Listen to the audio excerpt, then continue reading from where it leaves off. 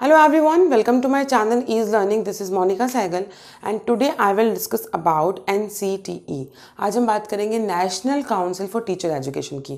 कैसी काउंसिल है जो नेशनल लेवल पे काम करती है, किस लिए काम करती है? टीचर को एजुकेट करने के लिए। ठीक है, national council for teacher education. तो इसकी हिस्ट्री से स्टार्ट करेंगे। क्या थी ये, अभी एट प्रेजेंट क्या रोल है, इसके ऑब्जेक्टिव्स क्या हैं, इसके फंक्शंस क्या हैं। जितना भी इस बोर्ड पर मेंशन है that is sufficient for you.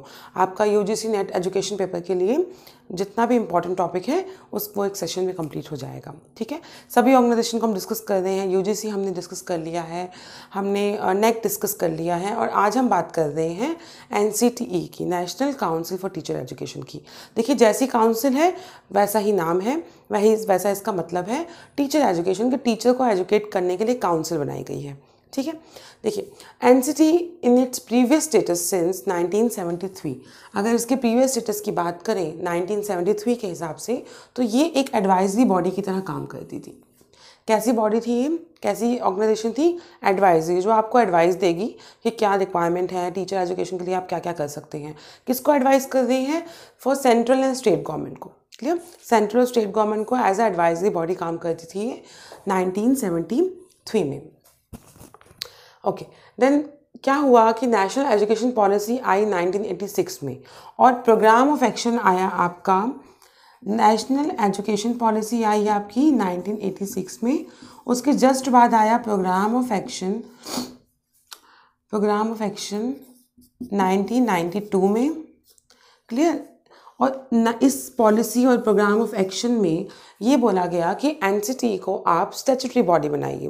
तो जब भी स्टैट्यूटरी बॉडी आप बनाते हैं किसी ऑर्गेनाइजेशन को, तो उसके लिए एक एक्ट पास करना पड़ता है। तो ये एक्ट पास हुआ 1993 में।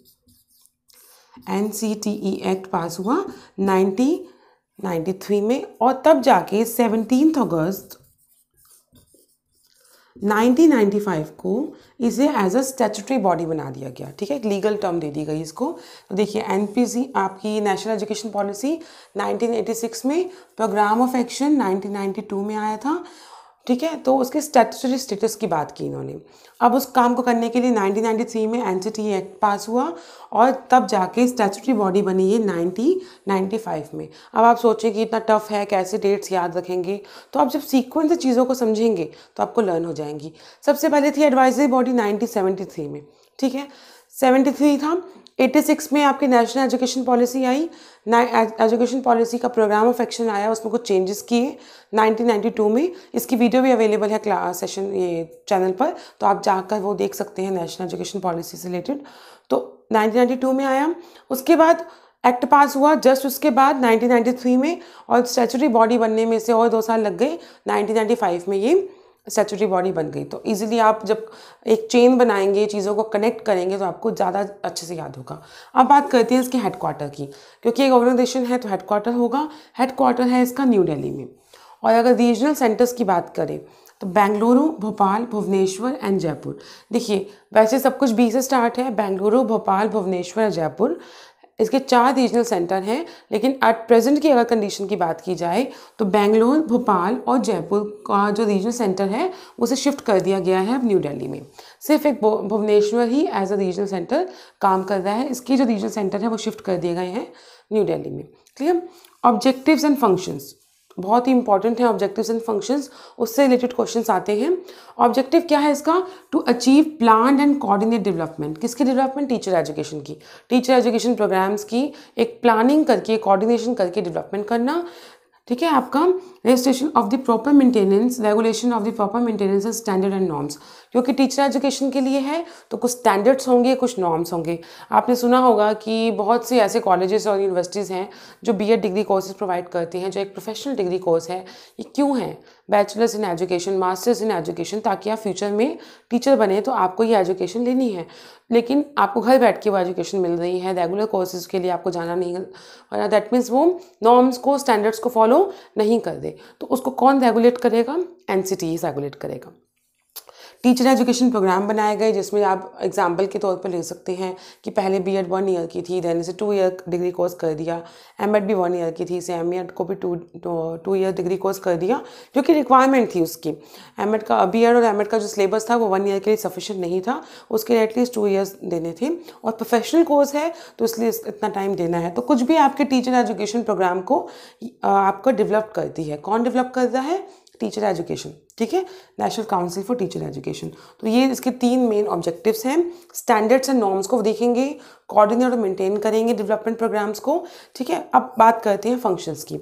अंडरटेकिंग सर्वेज एंड स्टडीज़, हर चीज़ के लिए सर्वे और स्टडीज़ होती है, इसलिए आपको मैंने पहले भी बताया था कि रिसर्च बहुत इंपॉर्टेंट कंसेप्ट है। क्यों है? क्योंकि हर चीज़, जो चीज़ आपके सामने है उससे आप फ्यूचर में दोबारा रिसर्च करेंगे, तो क्योंकि आपको चेंज की रिक्वायरमेंट है। अंडरटेक सर्विस एंड स्टडीज़, बहुत से सर्वे किए जाते हैं कि क्या रिक्वायरमेंट चेंज करनी है, जैसे कि बीएड एमएड में चेंज किया गया, या मिनिमम क्वालिफिकेशन क्या होंगी टीचर्स की। कुछ ना कुछ रिक्वायरमेंट के हिसाब से आप सर्वे करेंगे, चेंजेस लाएंगे। टीचर्स की सैलरी फिक्स करना, ये सब चीज़ें जो होती हैं, एक नॉर्म या स्टैंडर्ड प्रोवाइड करना।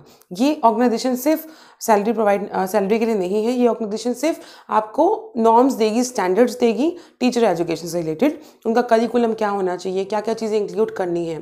Clear? Coordinate and monitor teacher education, coordinate भी करेगी और टीचर एजुकेशन भी करेगी। ले डाउन नॉर्म्स, सबसे इंपॉर्टेंट काम नॉर्म्स को सेट करना। नॉर्म्स आप समझते हैं कि कुछ आपके नॉर्म्स होते हैं, रूल्स होते हैं जिन्हें आप सेट करते हैं। मिनिमम क्वालिफिकेशन ऑफ टीचर्स, ये भी बताना, जैसे अब मस्ट हो गए हैं टेट, प्राइवेट जॉब के लिए भी बताया जा रहा है कि टीचर एलिजिबिलिटी जो एग्ज़ाम होते हैं वो मस्ट कर दिए गए हैं। और प्रोफेसर के लिए पीएचडी आगे जाके मस्ट होने वाली है। दैट मीन्स एक मिनिमम क्वालिफिकेशन फॉर टीचर्स। ये चीज़ें स्टैंडर्ड या नॉर्म्स को डिसाइड करना। आई होप आपको एनसीटी क्लियर हो गया होगा। यूजीसी और नेक हमने डिस्कस कर लिया है। आपकी जितनी भी आगे फ्यूचर क्लासेस होंगी उसमें मैं सभी ऑर्गेनाइजेशन को कवर करूँगी। तो आज मैंने डिस्कस किया है एनसीटी, जिसका काम है स्टैंडर्ड्स और नॉर्म बनाना। ये आपका स्टैट्यूटरी बॉडी बनी थी 17 अगस्त 1995 में। और ऑब्जेक्टिव्स क्या हैं इसके? कोऑर्डिनेट करना, चीज़ों को मेंटेन करना।